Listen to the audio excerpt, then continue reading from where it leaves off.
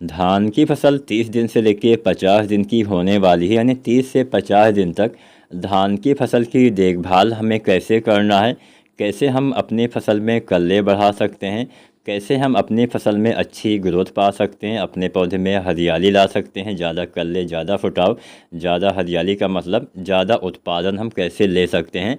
तो एकदम कंप्लीट जानकारी आपको आज की वीडियो के माध्यम से हम देने वाले हैं। तो आप कंप्लीट वीडियो देखिएगा, क्या क्या आवश्यक कार्य आपको करनी है इसके बारे में आपको बताएंगे। तो चलिए ज़्यादा टाइम आपका नहीं लेते हैं, वीडियो स्टार्ट करते हैं। किसान साथियों, फार्मिंग विद SRJ चैनल को अगर आपने अभी तक सब्सक्राइब नहीं किया है तो आप चैनल को सब्सक्राइब कर दीजिए। इस चैनल पे खेती बाड़ी से संबंधित वीडियो समय समय पे आपको देखने को मिलते रहते हैं। तो चलिए जानते हैं कि इन अवस्थाओं में क्या क्या सावधानियां बरतनी होती हैं और कैसे हम कल्ले वगैरह बढ़ा सकते हैं। तो सबसे पहले और सबसे आवश्यक चीज़, अगर आपने अभी तक पोटास न डाला हो तो पोटास की पूर्ति आप अवश्य करिए। पोटास की कमी रह जाने से निश्चित ही आपको उत्पादन में कमी देखने को मिल सकती है। उत्पादन में कमी कैसे आएगी? नाइट्रोजन फास्फोरस के बाद अगर किसी तत्व की पौधे को सबसे ज़्यादा मात्रा में आवश्यकता होती है तो वो होता है पोटास। पोटास अगर आप नहीं डालते हैं, आपकी मिट्टी में पोटास की कमी है, तो निश्चित ही आपको उत्पादन में भी कमी देखने को मिलेगी।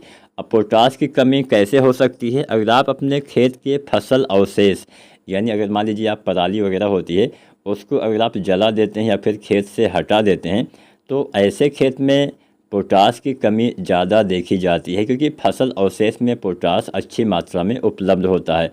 तो फसल अवशेष खेत में रहने से उसकी उपलब्धता कुछ हद तक बनी रहती है। लेकिन अगर आप हटा देते हैं और बाई चांस मिट्टी में भी पोटास की कमी है, अब ये सब आपको कैसे पता चलेगा? आप चाहें तो मिट्टी की जांच भी करवा सकते हैं। मिट्टी की जांच करवाएंगे तो वहाँ से भी ये कंफर्म हो जाएगा कि हाँ कौन सी चीज़ की कमी है। तो बेहतर तो यही होता है कि आप मिट्टी की जांच करवा लीजिए, लेकिन ना करवा पाए हो तो पोटास आपको डालना होता है। वैसे तो पोटास का इस्तेमाल रोपाई के समय ही करना होता है। बहुत सारे किसान साथी 2 बार पोटास डालते हैं, आधी मात्रा रोपाई के समय और आधी मात्रा 40-50 दिन के आसपास। तो कुल मात्रा पोटास की 30-40 किलो के आसपास यूज करना है।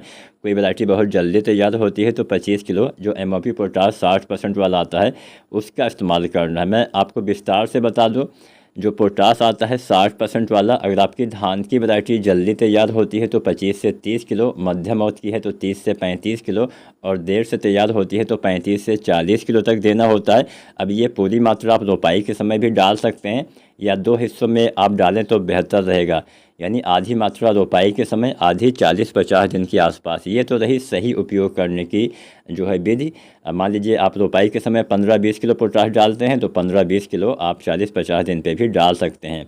तो मान लीजिए आपकी फसल अभी 30 दिन से ज़्यादा दिन की हो गई है, आपने बिल्कुल भी पोटाश न डाला है, तो आप 20-25 किलो इस अवस्था में पोटाश डाल के कुछ पूर्ति कर पाएंगे। ध्यान क्या रखना है?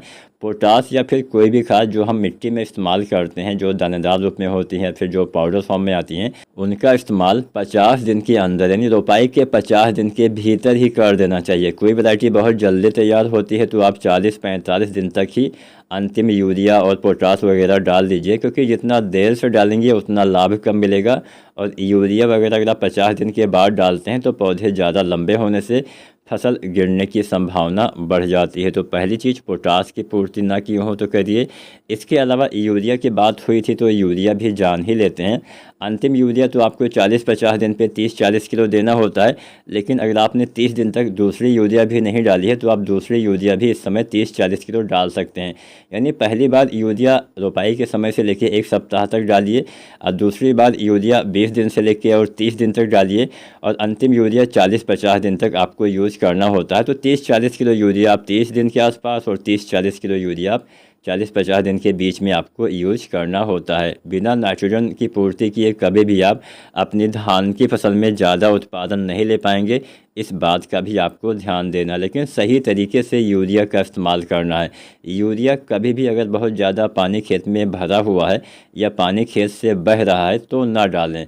ऐसी कंडीशन में आपके पास दो उपाय हैं, या तो आप पानी हटा के आप यूरिया डालें, या फिर आप नैनो यूरिया जो प्लस आती है उसका इस्तेमाल करें। नैनो यूरिया आप स्प्रे विधि से डालेंगे जिससे पौधे उसका ज़्यादा उपयोग कर पाएंगे। नॉर्मली जो हम यूरिया मिट्टी में डालते भी हैं, अगर अच्छी कंडीशन में सही तरीके से डालेंगे तो भी 40-45% ही वो काम करती है, यानी आधे या आधे से ज़्यादा मात्रा उसकी वैसे ही वेस्ट हो जाती है।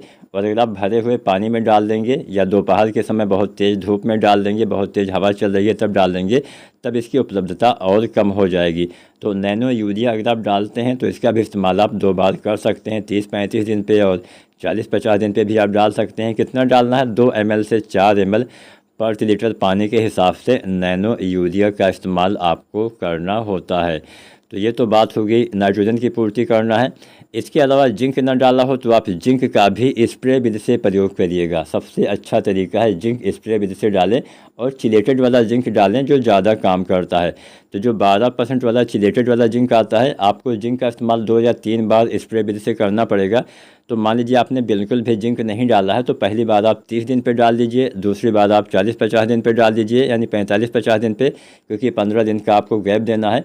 और इसके बाद अंतिम बार बाली निकलने से पहले गबोड अवस्था में जब 0.34 वगैरह डालते हैं तब डालिए। चिलेटेड जिंक अगर आप डालते हैं जो 12% में आता है, जिसको एल्टिया जिंक भी बोलते हैं, लगभग आपको 100 से 150 ग्राम मात्रा लेनी है। इसके साथ 2 किलो यूरिया मिलाइए। सिंगल जिंक का स्प्रे नहीं करना है, या फिर बुझे हुए चूने का पानी मिला के आप इसका यूज कर सकते हैं। जिंक डालेंगे तो आपके पौधे में अच्छे से फुटाव होगा, पौधा अच्छे से प्रकाश संश्लेषण प्रक्रिया कर पाता है, पौधे में हरियाली आती है। और कई बार जिंक की कमी से भी पौधे में कल्ले कम आते हैं, पौधे बौने रह जाते हैं, पीलापन होता है, ज़्यादा कमी होने से खैरा बीमारी भी हो जाती है। तो जिंक का भी आपको पूर्ति करना चाहिए। इसके अलावा किसान साथियों, अगर आपने अभी तक कोई भी माइक्रोन्यूट्रिएंट्स नहीं डाली है तो आप माइक्रोन्यूट्रिएंट्स वाली खादों का इस्तेमाल कर सकते हैं। बहुत सारी कंपनियां बनाती हैं, आप सागरिका वगैरह भी डाल सकते हैं, लेकिन सागरिका दानेदार तो बिल्कुल भी नहीं डालना है। अभी सागरिका दानेदार रोपाई के 10 दिन के अंदर लगभग 8 से 10 किलो पर एकड़ के हिसाब से जो सागरिका जेड प्लस आती है या सागरिका गोल्ड आती है उसका इस्तेमाल करिए। लेकिन अगर आपकी फसल अभी 30 दिन से ज़्यादा दिन की हो गई है रोपाई के बाद, तो दानेदार सागरिका नहीं डालना है। तो ऐसी कंडीशन में आप सागरिका लिक्विड का इस्तेमाल करिए जो तरल रूप में आती है, ये अच्छा काम करेगी। इसके इस्तेमाल से पौधे में अच्छे से भोजन बनेगा, पौधे के जड़ का विकास अच्छे से होगा, पौधा में बहुत सारे माइक्रोन्यूट्रिएंट्स की पूर्ति भी ये करवाता है। और इसमें पौधे वृद्धि वाले हार्मोन्स भी उपलब्ध होते हैं जो पौधे के विकास को बढ़ावा देते हैं। तो सागरिका जो तरल यानी जो लिक्विड रूप में आती है 250 ml से लेके और 500 ml तक पर एकड़ के हिसाब से इतनी मात्रा में आपको इसका इस्तेमाल करना है। कब डाल सकते हैं? वैसे तो आप 2-3 बार डाल सकते हैं, एक तो कल्ले निकलते समय, दूसरा फूल आने से पहले और तीसरा फूल आने के बाद। लेकिन 2 बार भी डालेंगे तो अच्छा रहेगा। एक तो आप डाल दीजिए, मान लीजिए अभी फसल है 30 दिन की तो 30-35 दिन तक, वैसे तो आप 25-30 दिन पे डालेंगे तो अच्छा लाभ मिलेगा। न डाल पाए हो तो 30-35-40 दिन तक भी डाल सकते हैं। और दूसरी बात, बाली निकलने से पहले गबोड अवस्था में डालेंगे तो अच्छा काम करेगा। तो आज की वीडियो आपको कैसी लगी हमें कमेंट के माध्यम से ज़रूर बताएं और चैनल को सब्सक्राइब भी करें। धन्यवाद।